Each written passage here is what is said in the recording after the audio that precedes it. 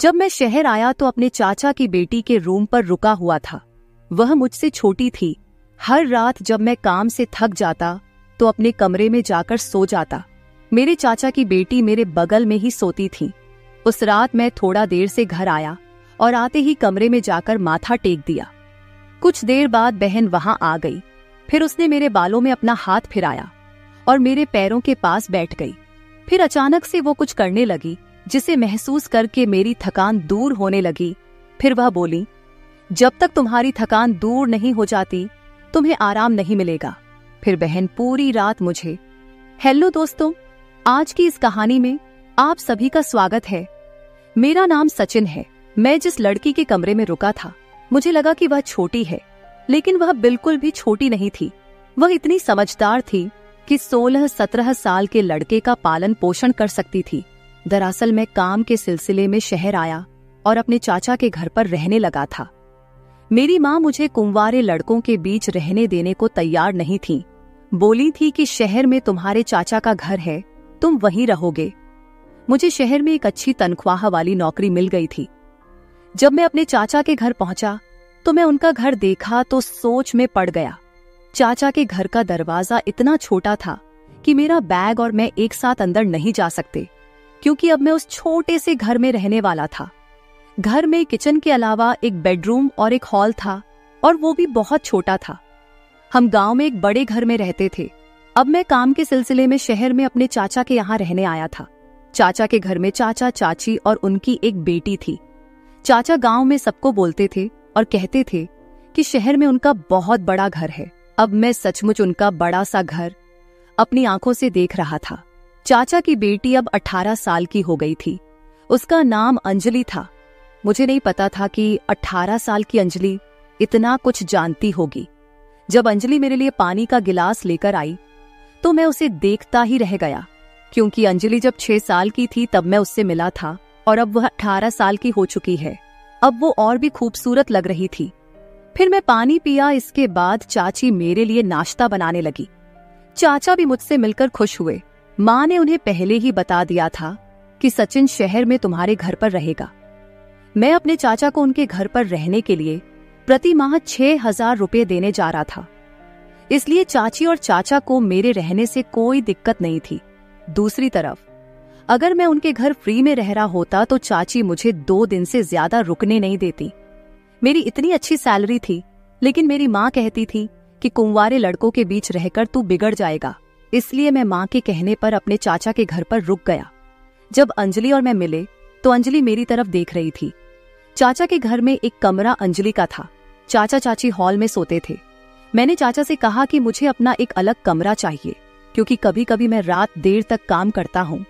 फिर चाचा ने कहा, तुम अंजलि के कमरे को अपना कमरा समझो, क्योंकि तुम उसके साथ ही रहोगे। अंजलि 2 दिनों के लिए बाहर एडजस्ट करी और मैं 2 दिन तक अंजलि के कमरे में सोया। अगले दिन अंजलि अपने कमरे में वापस आ गई। उसने कहा, मुझे बाहर हॉल में नींद नहीं आती। उस दिन के बाद वो बेडरूम में मेरे बगल में सोने लगी। अंजलि दिखने में बहुत खूबसूरत थी और अब उसकी उम्र भी करीब आ रही थी। उस रात नींद में मैंने गलती से अंजलि के शरीर को छू लिया। जैसे ही मुझे इसका एहसास हुआ मैंने तुरंत अपना हाथ हटा लिया, लेकिन कुछ ही मिनटों में मुझे अंजलि का हाथ अपनी छाती पर महसूस हुआ। मुझे लगा कि उसने गलती से मेरी छाती को छू लिया है, लेकिन शायद मैं गलत था, क्योंकि दूसरे दिन भी मैंने अंजलि को अपने बहुत करीब आते देखा। मुझे अपने चाचा के घर आए 15 दिन हो गए थे। फिर एक रात मैंने अंजलि को मोबाइल फोन पर कुछ देखते हुए देख लिया। मैं उसके मोबाइल में झांकने लगा तो उसने तुरंत मोबाइल बंद कर दिया। फिर मैं उससे उसका मोबाइल मांगने लगा तो वह देने से इनकार कर दी। फिर मैं चुपचाप करवट बदलकर एक तरफ सोने का नाटक करने लगा। थोड़ी देर बाद मैं अंजलि की तरफ देखा तो वह सो रही थी, कोई हलचल नहीं कर रही थी। इसलिए मैं उसका मोबाइल फोन लेने के लिए उसकी तरफ हाथ बढ़ाया, क्योंकि उसका मोबाइल फोन उसके सर के पास था।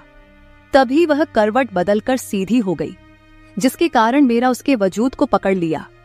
तभी मेरा नजर उसके फेस पर पड़ा। वह थोड़ा मुस्कुरा रही थी, तो मैं समझ गया कि वह सोई नहीं बल्कि जगी हुई है। उसके बाद मैं जल्दी से उसको पलटकर मोबाइल फोन ले लिया। तभी वह हंसने लगी और मैं जल्दी से मोबाइल फोन खोलने लगा। लेकिन मोबाइल फोन पर लॉक लगा हुआ था, इसलिए मैं उसे खोल न पाया। शायद इसीलिए अंजलि इतना हंस रही थी। फिर मैंने उससे बिना बोले चुपचाप सो गया। फिर कुछ दिन बीतने के बाद अगले महीने की 3 तारीख को मुझे मेरा वेतन मिल गया। फिर चाचा के घर को अपना घर समझकर मैंने बहुत सी चीजें खरीदी और चाचा के घर आ गया।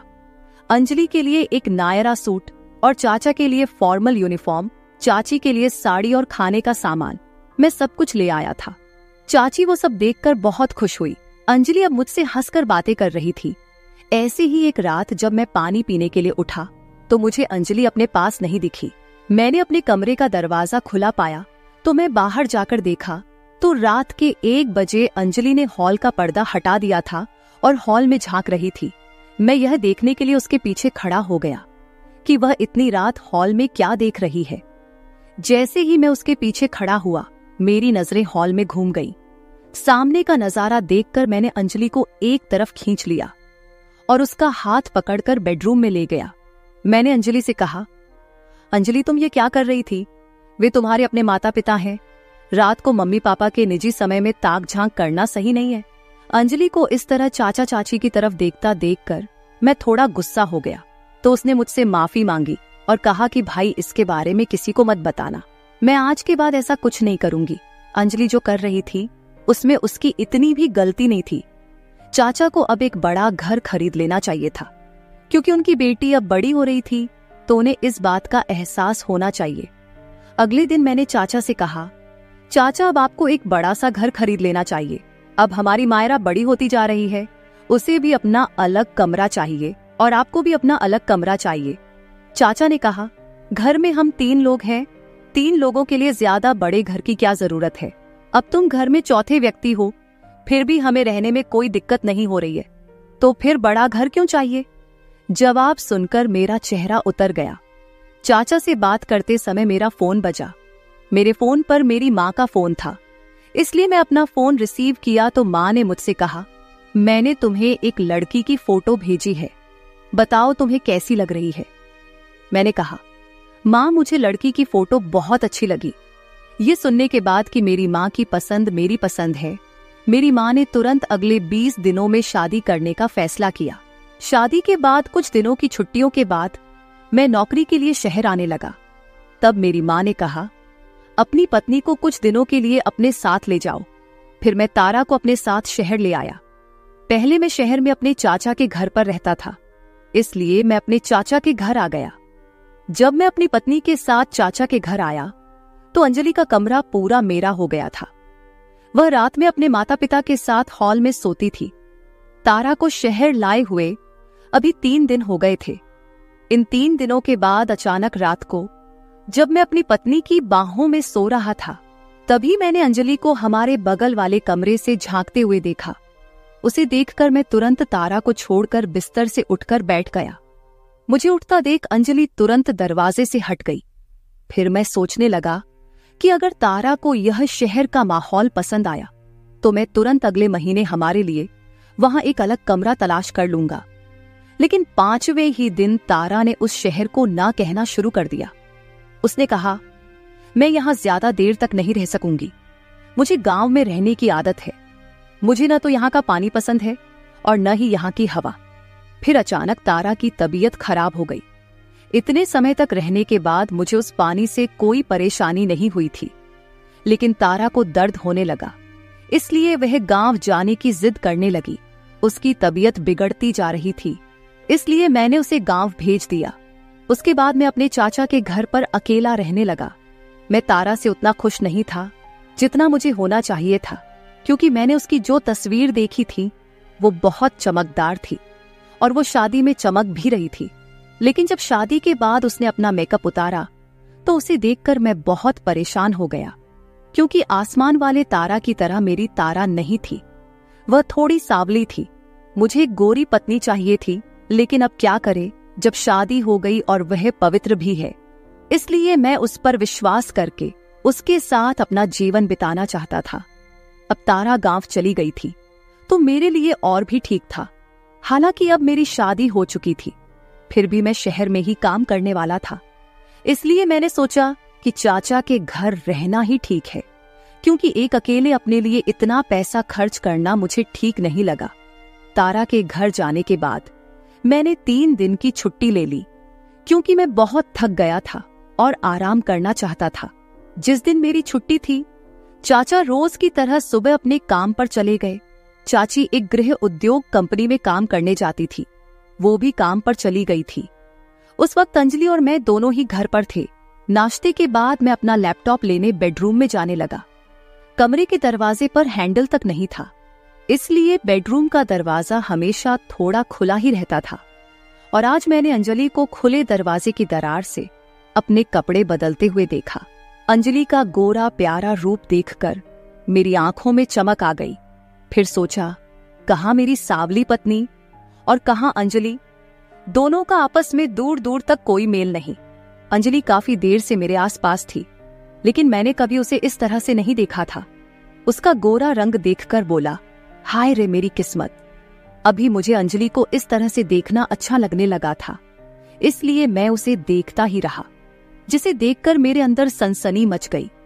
अब मैं अंजलि को एक ही दरवाजे पर ज्यादा देर तक खड़ा होकर नहीं देख सकता था, क्योंकि मुझे ये ठीक नहीं लग रहा था। जब अंजलि तैयार होकर कमरे से बाहर आई तो मैं उसे देखता ही रह गया। वह बेहद खूबसूरत लग रही थी। चाचा चाची मध्यम वर्ग के थे, लेकिन अंजलि एक हाई क्लास लड़की की तरह रह रही थी। वह देखने में खूबसूरत थी, इसलिए कोई भी कपड़ा उस पर अच्छा लगने लगता था। उस रात अंजलि मेरे कमरे में सोने के लिए आई। उसने कहा, भाभी गांव चली गई है, अब मैं फिर से अपने रूम में आराम से सो सकूंगी। वह भी अब हॉल में सोना नहीं चाहती थी, इसलिए मैंने उसे पहले की तरह अपने पास सोने दिया। रात को कमरे में अंधेरा था। कुछ देर बाद मैंने किसी के चलने की आवाज सुनी। मैंने कमरे की लाइट जलाई तो देखा कि अंजलि अपने कपड़ों के पास खड़ी है। मैं उसके पास गया और बिना कुछ कहे अपना शर्ट उतार कर रख दिया और लाइट बंद करके सो गया। मुझे लगा अंजलि भी अपने कपड़े बदलने के लिए खड़ी थी, इसीलिए लाइट बंद कर दिया था। थोड़ी देर बाद मैं दूसरा लाइट चालू किया तो अंजलि छोटे छोटे कपड़े में थी। मैं उसे ऐसे देखकर शर्मा गया और फिर लाइट बंद करके सो गया। अगले दिन भी मेरी छुट्टी थी, क्योंकि मेरी छुट्टियां पूरे 3 दिन की थीं। तो मेरे दोस्त ने मुझसे कहा कि आज हमें कहीं बाहर घूमने चलना चाहिए, इसलिए मैं अपने दोस्त के साथ दोपहर को घूमने गया। तभी मैंने अंजलि को एक महंगे कैफे में बैठे हुए देखा। उसकी सहेलियां बहुत हाई फाई लग रही थी। वो घर से अलग अलग कपड़े पहनकर निकली थी और अब मैं अंजलि को एक अलग से कपड़ों में देख रहा था। फिर मैं उठा और जाकर अंजलि से मिला। मैंने उससे कहा, यह सब क्या है? वो मुझे अपनी सहेली से अलग ले गई और बोली, सचिन, मैं आज रात तुम्हारे सारे सवालों का जवाब दूंगी। अब तुम यहाँ से चले जाओ प्लीज, और हाँ, अपना मुंह बंद रखना जब तक मैं कि तुम्हारे सवालों का जवाब नहीं दे देती। फिर मैं रात को जब चाचा चाची सोने चले गए, तब मैंने अंजलि से पूछना शुरू कर दिया कि अंजलि, मैंने दोपहर को जो देखा उसका क्या मतलब था? फिर वो बोली, ये सब हाई क्लास लाइफ थी, क्योंकि मैं इस तरह नहीं रह सकती। अंजलि 18 साल की लड़की थी, लेकिन मुझे उसके व्यवहार और वाणी में बड़ा अंतर नजर आया। मुझसे बात करते करते वो मेरे पास आ गई। जब से मेरी शादी हुई है, तब से मुझे अनुभव हो रहा था कि एक औरत से मुझे कितना सुख मिलता है। और अब अंजलि जैसी खूबसूरत लड़की को अपने पास देखकर मैं अपने होश खोने लगा था। लेकिन जैसे ही मुझे होश आया और मैंने अंजलि को अपने से दूर किया, तो मुझे बिल्कुल भी नहीं लगा कि अंजलि मेरे चाचा की बेटी है, क्योंकि उसके व्यवहार से मुझे ऐसा महसूस नहीं हुआ। उस रात मैं उसे अपने से दूर करके सोने चला गया और सुबह उठने से पहले ही कमरे से निकल गया। मैं हॉल में बैठकर नाश्ता कर रहा था। जब अंजलि कमरे से बाहर आई तो मैं उसे लंगड़ा कर चलते हुए देखा। मुझे समझ नहीं आ रहा था कि वो इस तरह पैर से लंगड़ा कर क्यों चल रही है। मुझे लगा कि शायद उसके पैर में कुछ लग गया है। जब चाची की नजर उस पर पड़ी तो चाची ने उससे पूछा, अंजलि, तुम इतना लंगड़ा कर क्यों चल रही हो? क्या तुम्हारे पैर में कुछ दिक्कत है? इस पर उसने कहा, सचिन मुझसे बेहतर जानता है कि मेरे पैरों में क्या दिक्कत है। अंजलि ने सीधे मेरी ओर इशारा कर दिया। मुझे इसका कारण नहीं मालूम था और यह भी नहीं जानता था कि उसने मुझे ऐसा क्यों बोला, लेकिन फिर भी मैंने चाची को बताया कि सोते समय अंजलि का पैर बिस्तर के कोने को बिछल गया था। अंजलि सुबह से शाम तक मुझे बड़ी ही ललचाई नजरों से देख रही थी। फिर मैं सोचा कि जैसे ही चाची काम पर जाएंगी, मैं उससे ऐसे झूठ बोलने का कारण पूछूंगा। उस वक्त अंजलि ने मुझसे कहा, आज तो मैं सिर्फ अपनी माँ के सामने लंगड़ाकर चल रही थी, कल पापा के सामने भी इसी तरह लंगड़ाकर चलूंगी। और भी बहुत कुछ कर सकती हूँ मैं, यदि तुम मुझे वह नहीं दोगे जो मैं चाहती हूँ। फिर मैं अंजलि से बोला, जब तुम्हें बिना वजह किसी चीज की जरूरत नहीं है तो मैं तुम्हें कैसे कुछ दे सकता हूँ। तभी अंजलि मेरे पास आई।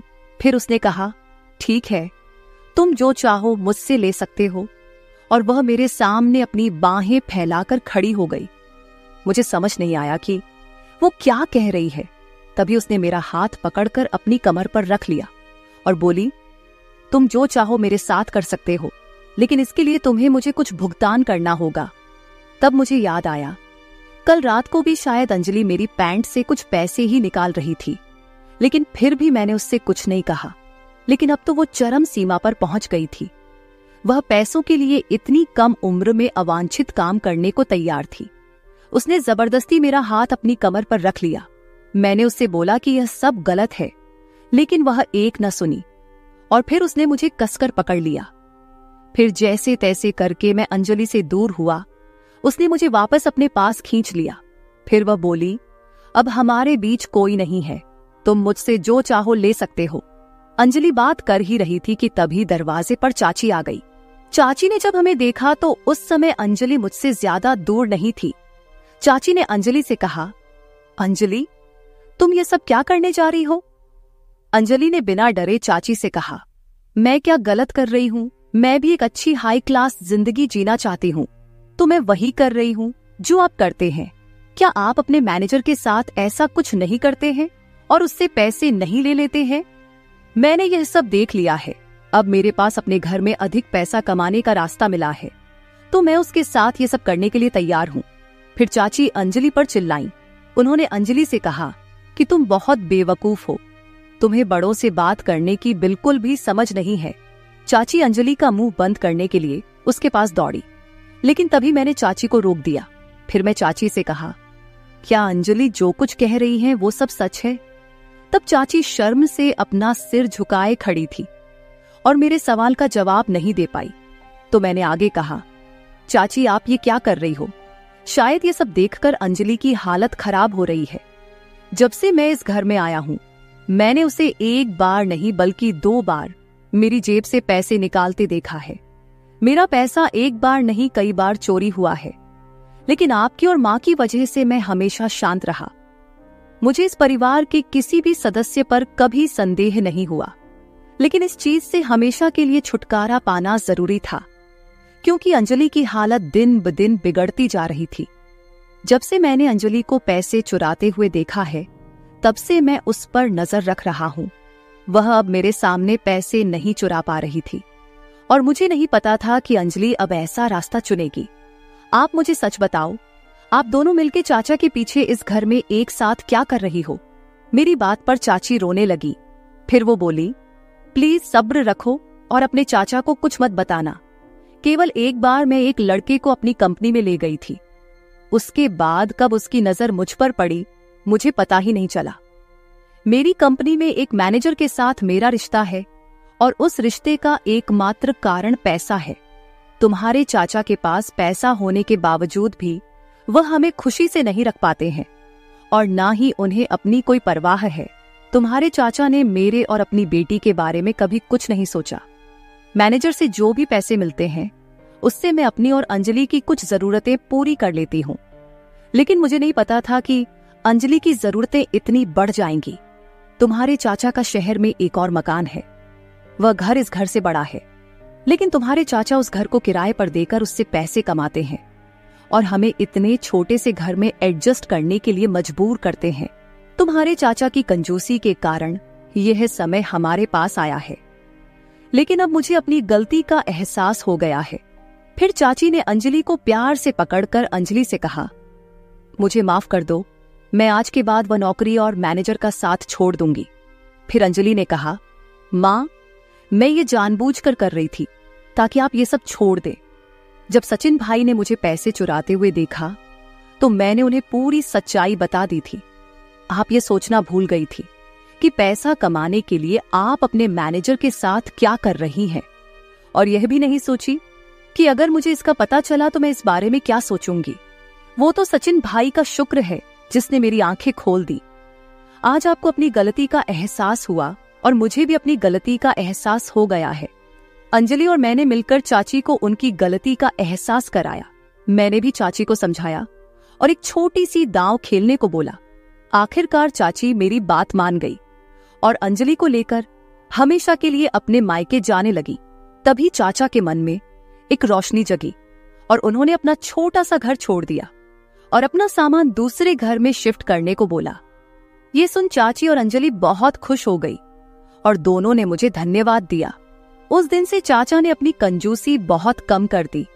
मुझे भी जीवन के राह मेरी माँ ने अच्छी तरह सिखाई थी कि जीवन में पैसा बचाना चाहिए, लेकिन पहले अपने परिवार के लोगों को खुश रखने के बाद। अगर कोई अपनी पत्नी और बच्चों को हर बात में मना करता रहेगा तो घर का व्यक्ति गलत रास्ते पर जा सकता है। एक आदमी अपने और अपने परिवार के लिए कमाता है। एक तरह से कंजूस होना अच्छी बात है, लेकिन इतनी भी कंजूसी ना करें कि आपका परिवार किसी गलत रास्ते पर चल पड़े। निर्देश: हमारी कंजूसी के कारण कभी कभी हमारे घर का कोई व्यक्ति दुर्भाग्य की ओर जा सकता है। हमें इस बारे में भी सोचना चाहिए। पैसा बचाएं, लेकिन इतना भी नहीं कि आप अपना जीवन जीना ही भूल जाएं।